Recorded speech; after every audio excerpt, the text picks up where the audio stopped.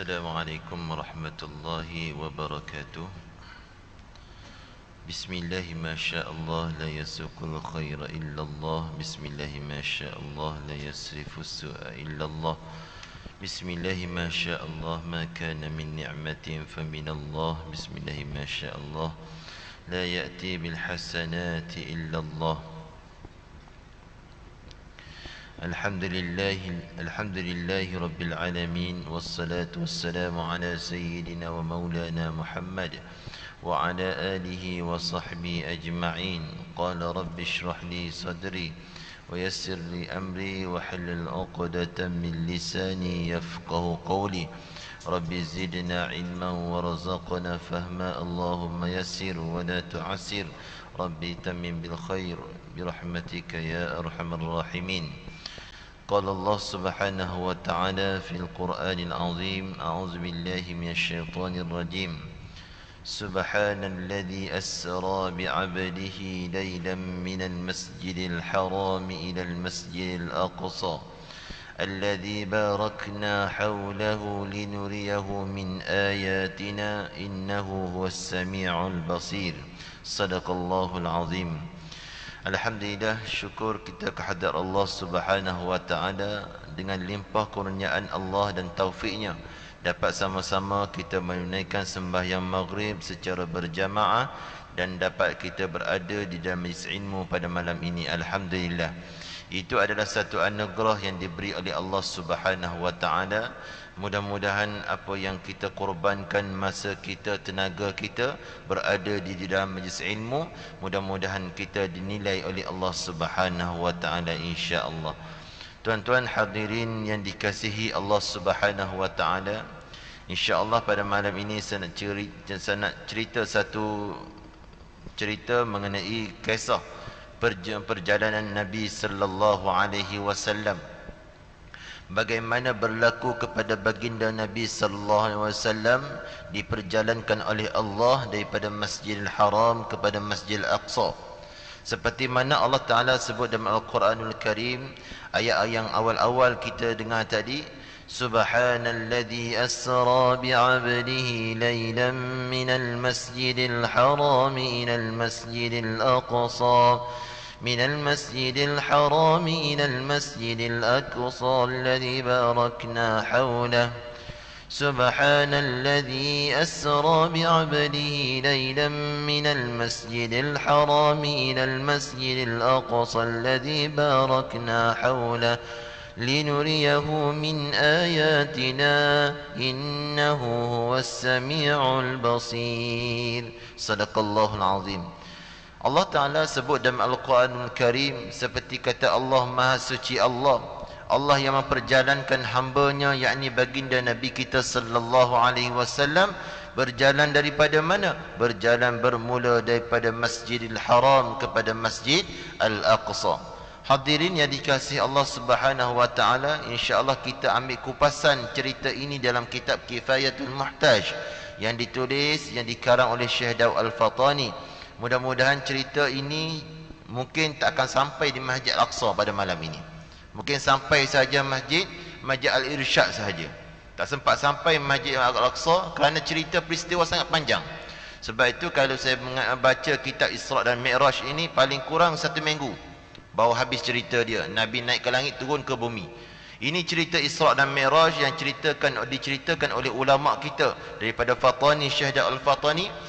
Di dalam perjalanan Nabi sallallahu alaihi wasallam bermula daripada Masjidil Haram, sebelum nak sampai kepada Masjid Al-Aqsa, ada beberapa cerita dan beberapa kisah yang ditunjukkan oleh Allah kepada baginda Nabi sallallahu alaihi wasallam. Bukan Nabi saja berjalan daripada Masjidil Haram terus sampai ke Masjid Al-Aqsa, naik ke langit ambil sembahyang, turun, tidak. Tetapi di dalam peristiwa perjalanan Nabi sallallahu alaihi wasallam nak menuju ke Baitul Maqdis, maka di dalam perjalanan itu Allah Subhanahu wa taala tunjuk beberapa perkara yang ajaib yang tak pernah dilihat oleh baginda Nabi sallallahu alaihi wasallam. Hadirin yang dikasihi Allah Subhanahu wa taala, kenapakah cerita ini berlaku kepada baginda Nabi sallallahu alaihi wasallam? kerana Nabi sallallahu alaihi wasallam pada tahun itu adalah tahun kesedihan baginda Nabi sallallahu alaihi wasallam. Kerana apa? Kerana kematian dua orang yang dia sayangi, orang yang dia cintai. Siapa? Yang pertama adalah Abu Talib bin Abdul Muttalib. Abu Talib ini bapa saudara Nabi sallallahu alaihi wasallam. Nabi umur 2 bulan, Nabi dalam kandungan ibunya Siti Aminah. Ketika itu meninggalnya seorang ayah yang dia cintai, yakni Abdullah bin Abdul Muttalib. Bila mana besar Nabi dijaga oleh Halimatus Sa'diyah, maka besar Nabi dijaga pula Halimatus Sa'diyah, maka umur 4 tahun Nabi baru nak rasa kasih sayang seorang ibu, maka meninggal pula ibu yang dia cintai, yakni Aminah binti Abdul Wahab. Siti Aminah ibu kepada baginda Nabi sallallahu alaihi wasallam. Ibunya ditanam, dimakamkan di Abwa'. Abwa' ini antara jarak perjalanan daripada kota Mekah ke kota Madinah kepada Abwa' lebih kurang 250 km jarak jauhnya antara Madinah ke Abwa', tempat yang mana dimakamkan ibu kepada baginda Nabi sallallahu alaihi wasallam. Bila Nabi umur 8 tahun dijaga, ketika itu dijaga oleh neneknya. Nabi mencecah umur 8 tahun, maka ditinggal pula oleh neneknya Abdul Muttalib tadi. Maka ketika itu dijaga oleh pak saudara dia Abu Talib tadi, maka sehingga Nabi berkahwin dengan Siti Kharijah radhiyallahu anha. Nabi berkahwin dengan Siti Kharijah ketika itu dijaga, masih lagi dibela oleh bapa saudara dia. Apa sahaja yang disampaikan oleh Rasulullah menyebarkan dakwah. Ketika itu kafir Quraisy tidak mampu menentang baginda sallallahu alaihi wasallam. Kerana dihalang oleh bapa saudara dia. Walaupun bapa saudara Nabi tak pernah memeluk Islam, tetapi dia tidak benarkan sesiapa mengkhianati anak saudaranya, walaupun dia tidak mengikut anak saudara dia. Ni kasihnya Abu Talib, dia kasih kepada Rasulullah, lebih lagi dia kasih kepada, tak sama dengan dia kasih pada anak-anak dia. Sebab sayang kepada Rasulullah tidak ada bandingan, tak boleh nak sama dengan anak-anak dia. Sebab kasih honor lebih lagi daripada kasih kepada anak-anak sendiri. Ini Abu Talib. Ketika dijaga oleh Abu Talib, setiap kafir Quraisy nak menentang Rasulullah, Abu Talib lah orang yang menghalang dan menjaga baginda Nabi sallallahu alaihi wasallam. Maka meninggallah orang yang dia sayang, orang yang dia cintai. Maka ketika itu selepas pada itu pula meninggal pula isteri yang dia cinta. Antara Abu Talib dengan Siti Kharijah radhiyallahu anhu, wafat dua orang ini antara hari adalah 35 hari sahaja antaranya. Ini sedihnya Nabi sallallahu alaihi wasallam. Siti Kharijah antara orang yang banyak membantu baginda di dalam ekonomi dakwah baginda Nabi sallallahu alaihi wasallam. Dalam keadaan jua sekali apapun, Sayyidatina Kharijah radhiyallahu anha banyak korbankan hartanya kerana baginda Nabi sallallahu alaihi wasallam. Sebab itu hari kematian Siti Kharijah radhiyallahu anha, saat Nabi meriba Kharijah ketika itu, Nabi melihat kepada wajah Kharijah, maka menitis air mata baginda Nabi sallallahu alaihi wasallam. Kerana apa? Kerana sedih bila melihat saat hampir dengan kematian Khadijah radhiyallahu anha ketika itu. Sebab sebelum ini Khadijah seorang jutawan, seorang dermawan, seorang jelitawan yang sangat cantik. Tiba-tiba hari kematian dia hanya tinggal kulit dengan tulang sahaja. Inilah pengorbanan Siti Kharijah radhiyallahu anha. Kata Siti, bila mana Nabi sedih dan menitis air mata Nabi sallallahu alaihi wasallam terjatuh di atas pipi Kharijah radhiyallahu anha ketika itu. Maka terbuka mata Siti Kharijah, maka kata Siti Kharijah, "Ya Rasulullah, kenapa kamu menangis ya Rasulullah?" Kata baginda Nabi sallallahu alaihi wasallam, "Wahai isteriku, bagaimana aku tidak menangis dalam keadaan saat begini aku melihat kamu. Kamu seorang wanita yang cantik, kamu seorang wanita yang kaya. Tiba-tiba hari ke akhir kamu dalam keadaan kamu cukup-cukup, tidak ada harta walaupun sedikit, wahai Siti Kharijah." Itulah sedih baginda Nabi sallallahu alaihi wasallam. Maka datang Jibril kepada Nabi sallallahu alaihi wasallam, "Ya Muhammad, bagi tahu kepada isteri kamu Siti Kharijah maka Allah beri kirim salam kepada isteri kamu, wahai Muhammad. Inilah kehebatan yang ada pada isteri baginda Siti Khadijah. Dia mendapat salam daripada Allah Subhanahu wa taala. Inilah isteri yang sangat yang disayangi oleh Nabi. Maka meninggal dua orang ini, maka sedihlah Nabi sallallahu alaihi wasallam. Bila mana Nabi sedih, Nabi pun duduklah. Nabi berbaring-baring di hadapan Baitullahil Haram dan dekat dengan Hijr Ismail. Nabi berbaring dengan siapa? Dengan dua orang. Yang pertama Hamzah, yang kedua Ja'far. Ini empat saudara Nabi dengan sepupu baginda Nabi sallallahu alaihi wasallam. Ketika itu Nabi berbaring-baring di hadapan Baitullah dekat dengan Hijr Ismail. Maka tiba-tiba datang malaikat Jibril alaihi salam serta malaikat Mikail, dan juga ada riwayat yang kedua ada mengatakan malaikat Israel ikut sekali di dalam pertemuan Jibril dengan Nabi sallallahu alaihi wasallam. Tiba-tiba ketika itu Nabi sedang berbaring, maka diangkat oleh Jibril alaihissalam, dipondong, didukung Nabi sallallahu alaihi wasallam pergi letak di hadapan telaga Zamzam ketika itu. Bila mana diletak di depan telaga Zamzam, maka malaikat Jibril baringkan Nabi sallallahu alaihi wasallam, lalu membelah dada Nabi sallallahu alaihi wasallam bermula daripada ni lubang leher kat tekak ni sehingga ke perut baginda Nabi sallallahu alaihi wasallam. Selepas dibelah perut Nabi, kemudian berkata Jibril kepada Mikail, wahai Mikail, bawa olehmu dengan satu batil ataupun satu timba air daripada Zamzam, supaya aku nak sucikan hatinya Nabi sallallahu alaihi wasallam. Dan supaya apa? Supaya luasnya dadanya Nabi sallallahu alaihi wasallam. Maka kemudian dikeluarkan jantung Nabi sallallahu alaihi wasallam, dibelah jantung tadi, maka dibasuhnya Jibril akan yang jantung Nabi sallallahu alaihi wasallam. Disuci, dibasuh sebanyak 3 kali, diulang dibasuh oleh Jibril dengan air Zamzam yang dibawa oleh Mikail tadi. Maka tiba-tiba Jibril keluarkan seluruh darah hitam yang ada di dalam jiwa baginda, maka dibuang. Inilah satu sifat yang ada dalam jiwa baginda, dibuang seluruhnya. Maka ketika itu berulang-ulanglah diambil air Zamzam, suci demi suci, basuh demi basuh sehingga bersih. Maka akhirnya Jibril mengatakan kepada Mikail, ya Mikail, bawakan kepada aku satu batil, satu cetung daripada emas, yang dibuat daripada emas. Maka isilah di dalam tersebut dengan hikmahnya, ilmu hikmah, ilmu ma'rifatullah, ilmu iman dan ilmu yakin dan ilmu Islam. Maka dibawa Mikail tadi, kemudian diisi di dalam jiwa baginda Nabi sallallahu alaihi wasallam penuh dengan ilmu-ilmu tersebut. Sebab apa? Sebab apa diisi penuh dengan ilmu tadi? Sebab di dalam perjalanan Nabi SAW nanti ada perkara yang pelik-pelik yang akan berlaku terhadap Nabi SAW. Sebab ketika itu Nabi tidak akan ketar dan takut. Sebab di dalam jiwa Nabi SAW penuh dengan kehebatan ilmu dan hikmah ma'rifatullah. Keyakinan imannya kepada Allah lebih tinggi ketika itu. Sebab itulah disucikan, dibersihkan jiwa Nabi. Maka dijahit, setelah dibersihkan, maka dimasukkan kembali. Maka dijahit oleh malaikat Jibril alaihissalam. Bila mana jahit, siap jahit, maka datanglah seekor borak daripada syurga yang didatangkan oleh Jibril.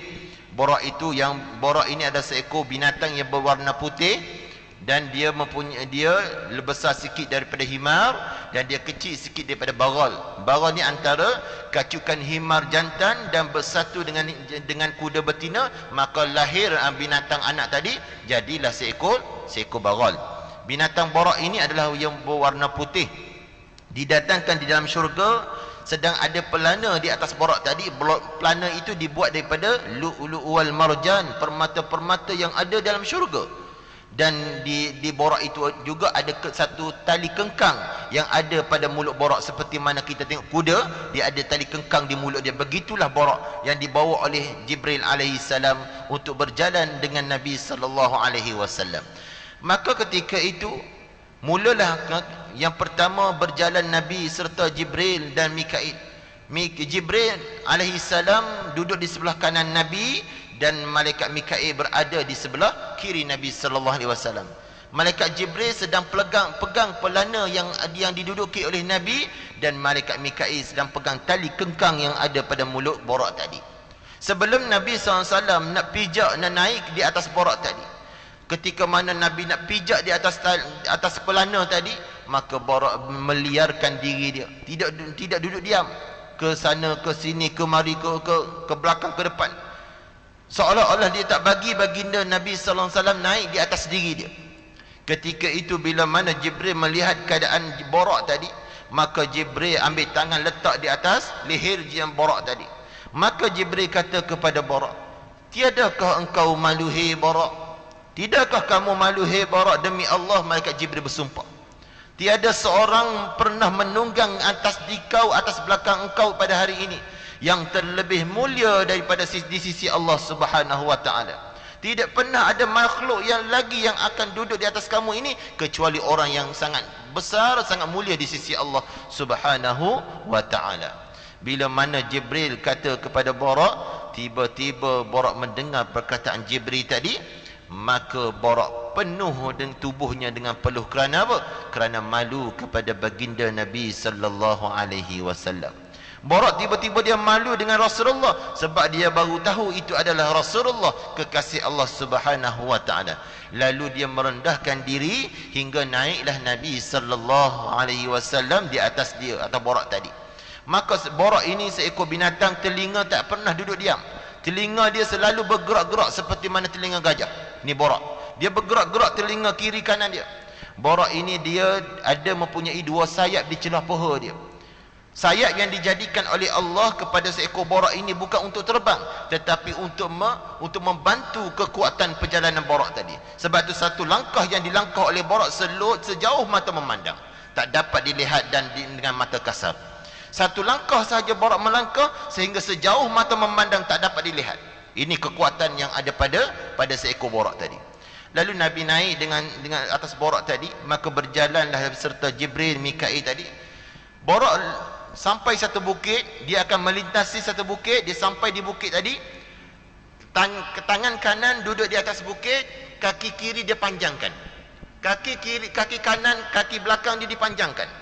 Ni Borak bila mana dia sampai di bukit, kaki sebelah belakang ni dia panjangkan. Sebab apa? Sebab nak supaya Rasulullah tidak tercondong ke belakang dan tak condong ke depan. Dia nak tengok Rasulullah sama rata berduduk di atas badan dia. Ketika dia naik bukit, biasa kita naik bukit kita akan condong ke belakang, tapi Rasulullah tidak. Bila Borak naik atas bukit, Borak ini akan panjangkan kaki belakang supaya Nabi duduk dan stabil di atas belakang dia tadi. Bila mana Borak turun daripada bukit, Borak panjangkan kaki depan supaya Nabi stabil duduk di atas Borak tadi. Inilah kehebatan baginda Nabi sallallahu alaihi wasallam. Bila mana berjalanlah Nabi serta Jibril tadi, maka sampai satu tempat, kata Jibril, ya Muhammad, turunlah kamu pada tempat ini, maka sembahyanglah 2 rakaat. Bila mana disuruh malaikat Jibril, Nabi tak tanya, kenapa kena turun ya Jibril, buat apa? Tak boleh ke kita jalan terus daripada Mekah ke Masjid Al-Aqsa? Tapi Nabi tak kata, walaupun sepatah perkataan. Bila mana disuruh oleh Jibril, maka Nabi pun turun baginda sembahyang 2 rakaat.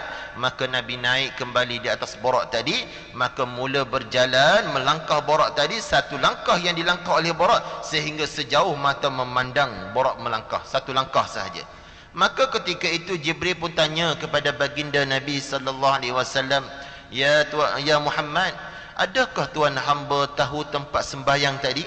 Kamu tahu tak Muhammad, yang kamu sembahyang tadi tempat apa? Maka sabda Nabi, mana jawab Nabi sallallahu alaihi wasallam, tiada aku tahu dan tiada aku kenal tempat tersebut ya Jibril, kata Nabi sallallahu alaihi wasallam. Maka kata Jibril, ya Muhammad, kalau kamu nak tahu tempat itu yang kamu sembahyang tadi, itulah yang bernama tempat Taibah, kata Jibril alaihi salam. Taibah ni apa? Satu Madinatul Munawwarah, nama Madinah sekarang. Dia asal nama Madinah itu nama Yasrib. Bila mana Nabi masuk, Nabi ditukarkan jadikan kota Madinatul Munawwarah. Sebelum Nabi masuk ke kota Madinah, nama itu ada nama Taibah, nama yang sekarang berada di Madinatul Munawwarah. Maka berjalan, lalu dikata oleh Jibril, ya Muhammad, tempat inilah yang kamu akan berpindah suatu hari nanti, wahai Muhammad. Ini kata Jibril alaihi salam ketika berjalan dengan Nabi sallallahu alaihi wasallam. Maka tiba-tiba berjalan Nabi serta Jibril dengan borak tadi. Maka sampai satu tempat, maka dikata oleh Jibril, ya Muhammad, turun kamu sembahyang 2 rakaat di tempat ini. Maka sembahyanglah Nabi 2 rakaat. Setelah selesai sembahyang, Nabi pun naik di atas borak tadi. Maka berjalan Nabi serta Jibril borak tadi. Maka kata Jibril kepada Rasulullah, ya Muhammad, kamu tahu tak tempat yang kamu sembahyang tadi, ya Muhammad? Kata Nabi, tidak ya Jibril, aku tak kenal dan aku tak tahu tempat itu, ya Jibril. Lalu kata Jibril alaihi salam, kalau kamu nak tahu tempat yang kamu sembahyang itu, wahai Muhammad, itulah yang bernama tempat Madian. Madian ni tempat apa? Satu kampung, satu negeri kaum Nabi Syuaib alaihi salam. Ini di dalam perjalanan Nabi ada peristiwa-peristiwa yang ditunjuk oleh Jibril kepada Nabi kita sallallahu alaihi wasallam. Bila mana berjalan, Nabi Jibril kata, itulah tempat yang kamu sembahyang tadi, yang bernama tempat Madian, satu kampung daripada negeri kaum Nabi Syuaib alaihi salam. Inilah kehebatan Nabi kita sallallahu alaihi wasallam. Manakala Nabi pun berjalan lagi, berjalan satu dengan borak tadi, tiba-tiba sampai pula satu tempat. Jibril kata, ya Muhammad, turun kamu sembahyang 2 rakaat. Maka Nabi pun turun sembahyang 2 rakaat. Maka selesai sembahyang, Nabi pun naik di atas borak tadi. Bila Nabi naik, maka ditanya Jibril, ya Muhammad, kamu tahu tak tempat kamu sembahyang tadi? Kata Nabi sallallahu alaihi wasallam, tidak ya Jibril, aku tak tahu ya Jibril. Maka kata Jibril alaihi salam, kalau kamu nak tahu, tempat yang kamu sembahyang itu tadi adalah tempat yang bernama Baitul Lahmi. Apakah tempat itu? Baitul Lahmi, tempat yang mana diperanakkan Nabi Isa alaihi salam. Tempat yang mana Siti Maryam melahirkan Nabi Isa alaihi salam. Ketika mana Siti Maryam umur 13 tahun mengandungkan Nabi Isa alaihi salam, tiba-tiba dituduh oleh orang kata Siti Maryam berzina. Kerana itulah Siti Maryam terpaksa membawa kandungannya itu ke tempat yang jauh daripada masyarakat, sehingga dia berhenti di Baitul Lahmi. Maka disitulah tempat yang melahirkan Nabi Isa alaihi salam. Maka tiba-tiba berjalan Nabi sallallahu alaihi wasallam, selepas dicerita oleh Jibril tadi, berjalan Nabi, tiba-tiba Nabi tengok ada satu jambu api. Ada satu jambu api sedang mengikut Nabi sallallahu alaihi wasallam, ikut di belakang Nabi.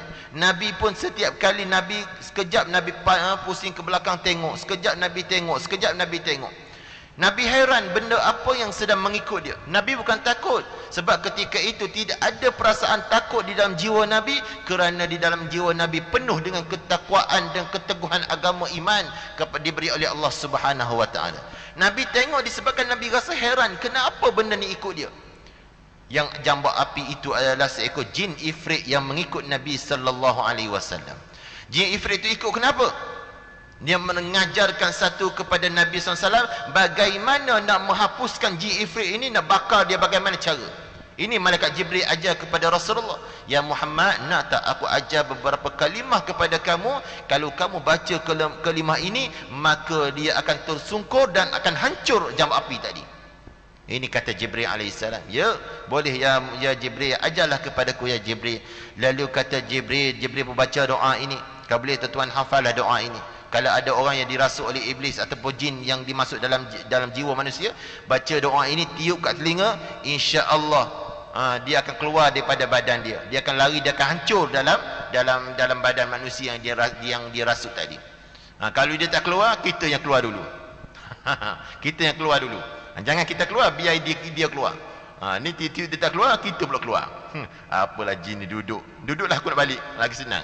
Kita boleh baca doa ini yang diajar oleh Jibril kepada Nabi sallallahu alaihi wasallam maka bacalah Nabi, a'udzu biwajhillahil karim wa bikalimatillahi tammat allati la yujawizuhunna barrun wa la fajir min syarri ma yanzilu minas samai wa syarri ma ya'ruju fiha wa syarri ma dara fil ard wa syarri ma yakhruju minha wa min fitanil laili wan nahar wa min tawariqil laili wan nahar illa tariqi yatruku bi khairin ya Rahman. Bila mana Nabi baca doa ini, maka tersungkurlah ia dan padamlah jambak api yang ikut baginda Nabi sallallahu alaihi wasallam. Kenapa dia datang tu? Dia jin ni, jin ifrit nak mengajar ke arah Nabi supaya apa? Bagaimana nak matikan dia. Inilah doa. Jin itu nak ajar kepada Nabi supaya baca doa ini, dia akan hancur dan terbakar. Ni diajar oleh baginda Nabi Jibril kepada baginda Nabi sallallahu alaihi wasallam. Sebab jin ifrit ni antara jin yang paling kuat. Dia ketua kepada jin-jin yang lain. Dia sangat kuat. Di zaman Nabi Sulaiman alaihi salam ketika itu, Nabi Sulaiman kata apa?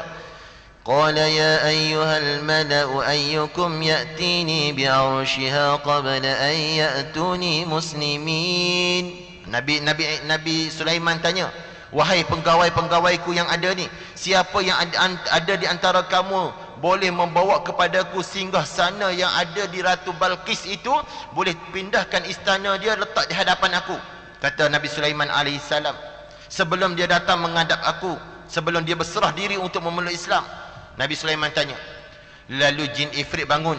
Qala ifritum minal jinni ana atika bihi qabla an taquma min maqamika wa inni alayhi laqawiyyun amin. Jin ifrit bangun berkata, wahai Nabi Sulaiman, aku boleh angkat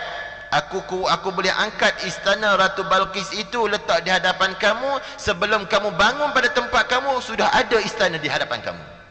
Ini kuatnya jin ifrit ini. Lalu bangun pula satu lagi. Dia kata, wahai Nabi Sulaiman, aku pindahkan istana Ratu Balqis letak di hadapan kamu sekelip mata sahaja. Ini nak bagi tahu kepada kita kekuatan yang ada pada jin ifrit itu. Dia boleh pindah istana Ratu Balqis dengan sekelip mata saja. Ini kekuatan dia. Sebab itu dia mengajar kepada Rasulullah bagaimana nak hancurkan dia. Ini doa yang diajar oleh Jibril kepada baginda Nabi sallallahu alaihi wasallam. Maka Nabi pun berjalan. Tiba-tiba Nabi terlihat satu manusia sedang berhuma, sedang bercocok tanam, sedang mengetam padi. Tiba-tiba tiap-tiap kali ketam padi, kembali keluar padi balik. Ketam padi, keluar padi. Ketam padi, keluar padi. Ketam padi, keluar padi. Lalu Nabi hairan. Nabi tanya, ya Jibril, apakah mereka ini ya Jibril? Kata Jibril, inilah ada beberapa kaum yang berperang fi sabilillah, digandakan pahala bagi mereka itu kebajikan yang mereka lakukan satu perkara di dalam perang fi sabilillah atau membelanjakan harta mereka di jalan Allah, walaupun satu sen, Allah ganti 700 kali ganda terhadap mereka yang membuat kebaikan itu. Ini kata Jibril alaihissalam. Sangat banyak yang diberi oleh Allah Subhanahu wa taala. Bila mana Nabi pun dengar cerita tadi, lalu berjalanlah baginda Nabi sallallahu alaihi wasallam. Tiba-tiba Nabi berjalan, terbau satu bauan yang sedap, tiba-tiba wangi. Lalu Nabi tanya, ya Jibril, apakah wangi ini ya Jibril?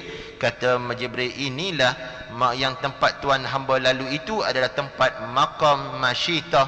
Masyitah ni siapa? Sebagai raja. Tiba-tiba satu ketika Siti Masyitah sedang menyisir rambut anak Fir'aun. Sisir-sisir, tiba-tiba terjatuh sisir di atas tangan Masyitah tadi, jatuh ke bawah.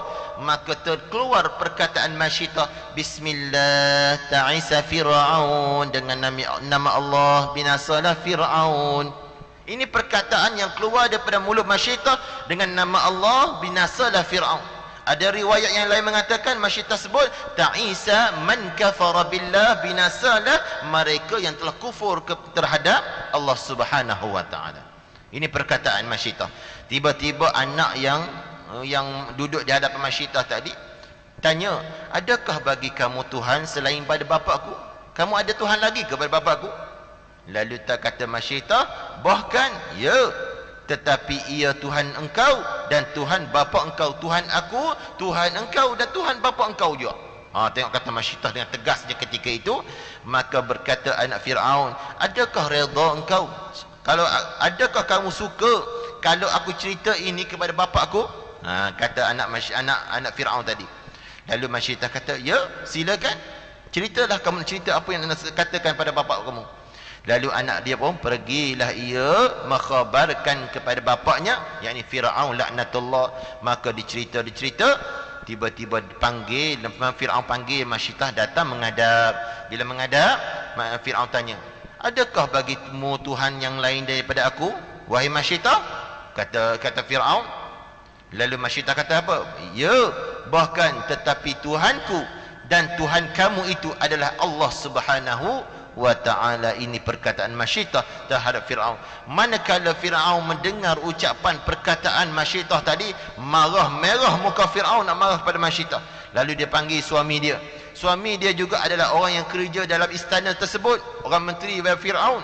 Maka panggil dia pasangan suami isteri. Dia kata, diseru kepada suami dia, menyuruh kepada kedua-dua pasangan tadi, kembalilah kepada agama asal kamu, percayalah, yakinlah aku ini sebagai Tuhan kamu. Lalu kata mereka, aku takkan kembali kepada kamu dan aku takkan percaya kamu sebagai Tuhan kami. Ini kata Masyidah. Kemudian Fir'aun berkata, bahwasanya aku hendak bunuh akan kamu keduanya, kata Fir'aun laknatullah. Jikalau kamu tak masuk ikut agama aku dan tak percayakan aku sebagai Tuhan kamu, maka aku akan bunuh kamu, wahai Masyidah, dan suami kamu dan juga anak-anak kamu, kata Fir'aun laknatullah ketika itu. Bila mana dengar perkataan Fir'aun, maka Masyidah pun berkata kepada Fir'aun, kebajikan kamu bagi kami melaksanakan kebajikan kepada kamu lama, wahai Fir'aun. Jika kamu bunuh kami ni, kalau kamu bunuh kami, bahawa engkau jadikan kami, kubur kami satu, wahai Fir'aun. Kalau kamu bunuh kami suatu hari nanti, kamu tanamlah kami dan anak-anak kami di dalam satu kubur sahaja. Itu permintaan Masyidah ketika itu. Sebab apa? Sebab kebajikan yang dilaksanakan kepada Fir'aun tidak ada bandingan kebaikan yang dilaksanakan kepada Fir'aun.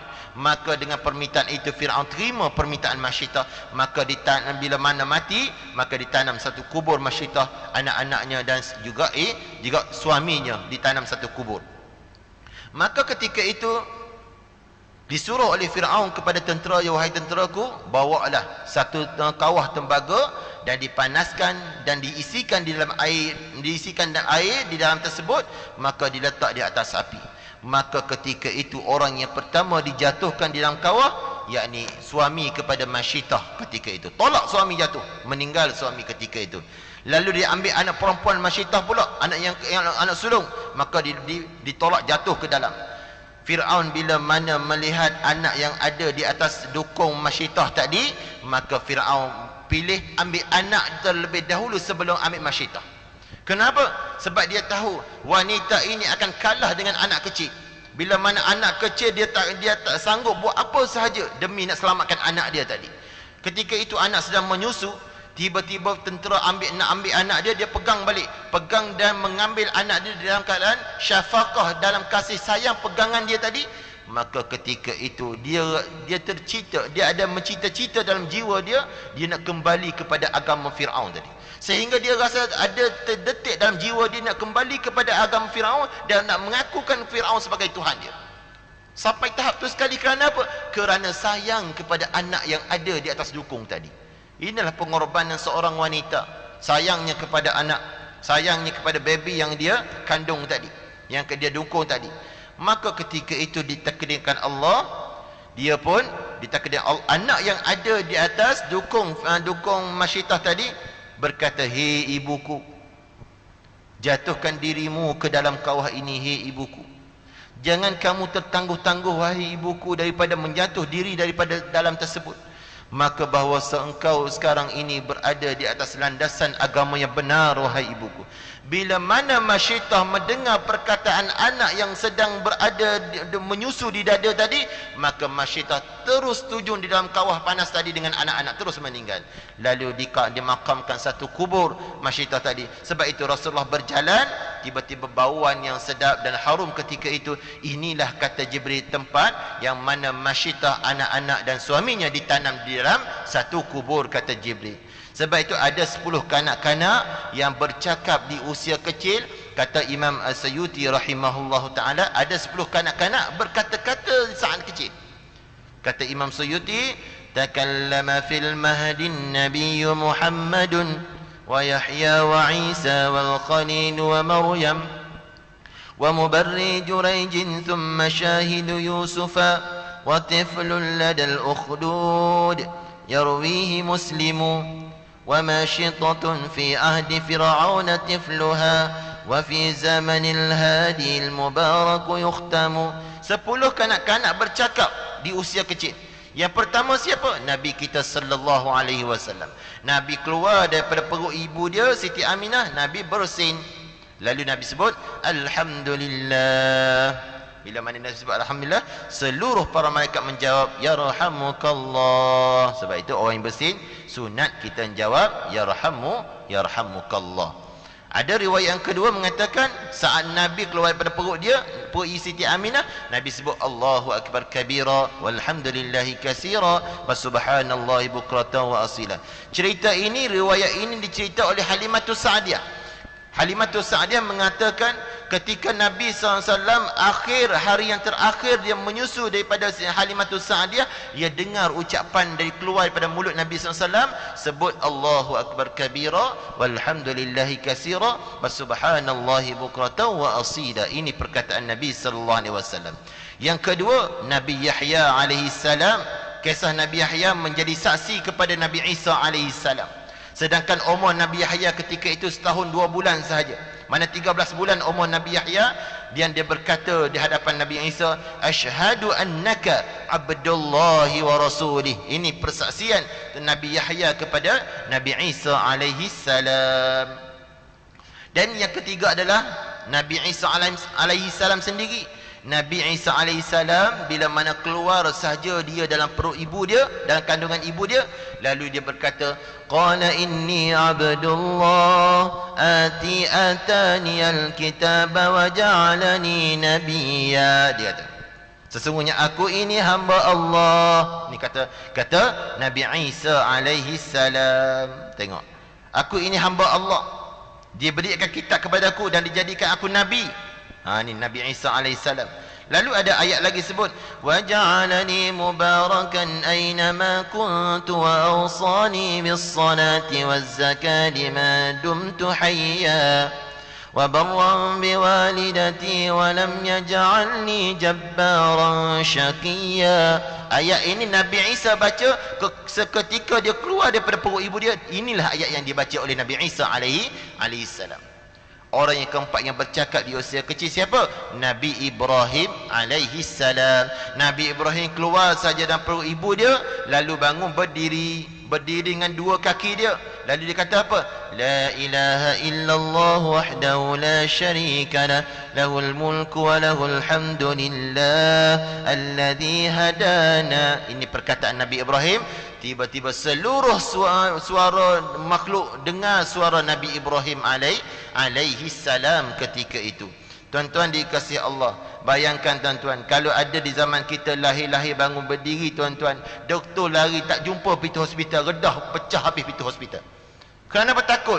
Ni bukan manusia, ni jin dah ni. Tiba-tiba lari daripada hospital, kenapa takut? Ni Nabi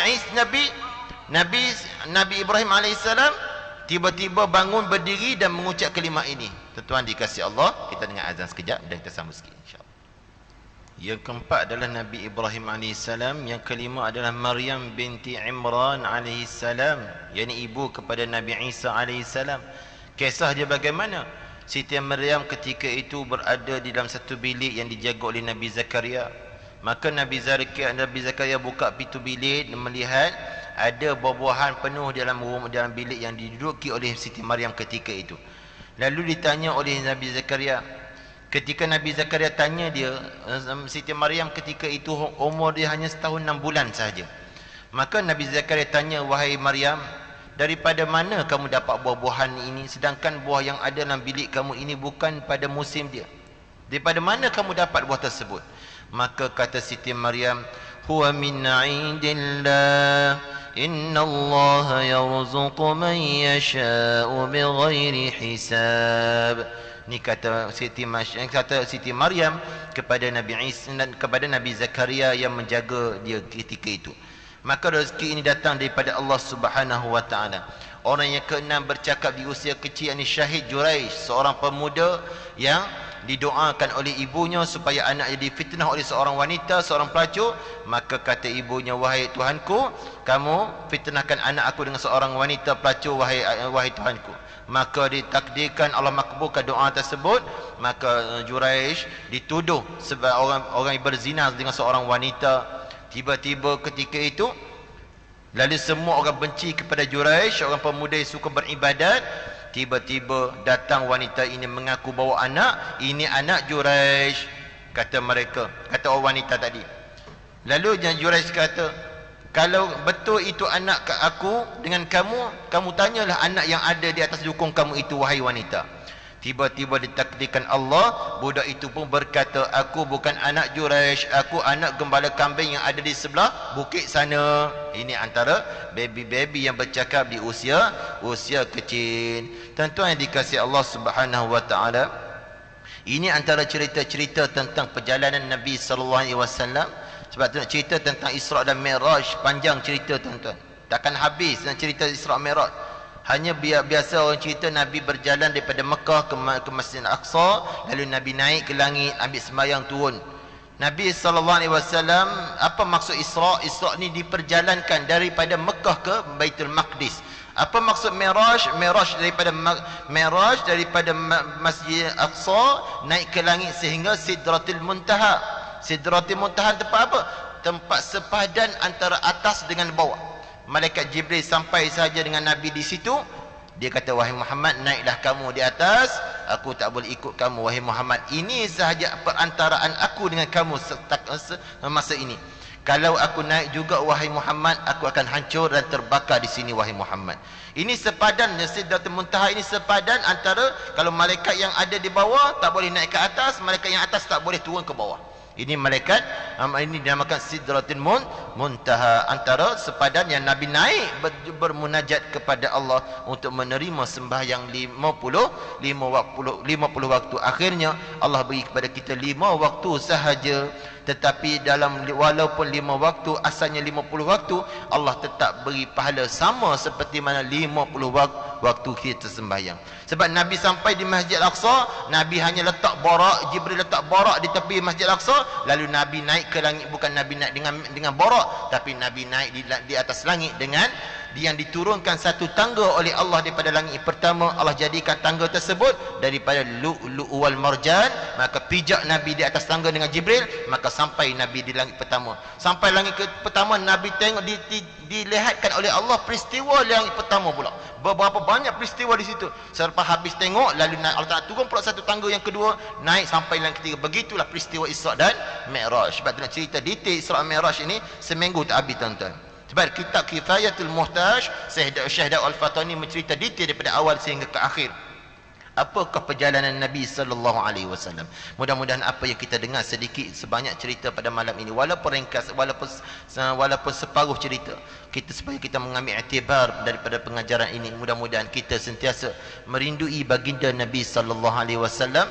Mudah-mudahan kita berdoa kepada Allah, ya Allah, izinkan kamu supaya kami dapat bermimpi dengan kekasihmu Nabi Muhammad sallallahu alaihi wasallam. Sekiranya Allah tak izin, kita minta kepada Allah, ya Allah, izinkan kami mendapat syafaat Nabi-Mu, kekasih-Mu di akhirat nanti, ya Allah. Tidak ada makhluk yang boleh syafaat ketika itu kecuali Nabi kita sallallahu alaihi wasallam. Seluruh para nabi, seluruh para anbiya tak boleh beri syafaat kecuali baginda Nabi sallallahu alaihi wasallam. Saya rasa sekadar itu dulu untuk malam ini. Saya sudahi, wabillahi taufiq wal hidayah. Assalamualaikum warahmatullahi wabarakatuh. بسم الله الرحمن الرحيم الحمد لله رب العالمين والصلاة والسلام على سيدنا ومولانا محمد وعلى آله وصحبه أجمعين. Ya Allah, ya Tuhan kami, apakah dosa kami semua, ya Allah. Ya Allah, pandangkanlah kami dengan rahmat-Mu, ya Allah. Jangan Kamu pandang kami dengan kasih, jangan Kamu pandang kami dengan kemurkaan dan kehinaan-Mu, ya Allah. Ya Allah, selamatkan kami di dunia dan juga di akhirat, ya Allah, dengan keberkatan baginda kekasih-Mu Nabi Muhammad sallallahu alaihi wasallam. Rabbana atina fid dunya hasanah wa fil akhirati hasanah wa qina adzaban nar. Wa sallallahu ala khairi khalqi sayyidina wa maulana Muhammad walhamdulillahi rabbil alamin. حسنة وقنا عذاب النار وصلى الله على خير خلق سيدنا ومولانا محمد والحمد لله رب العالمين. تقبل الله منكم.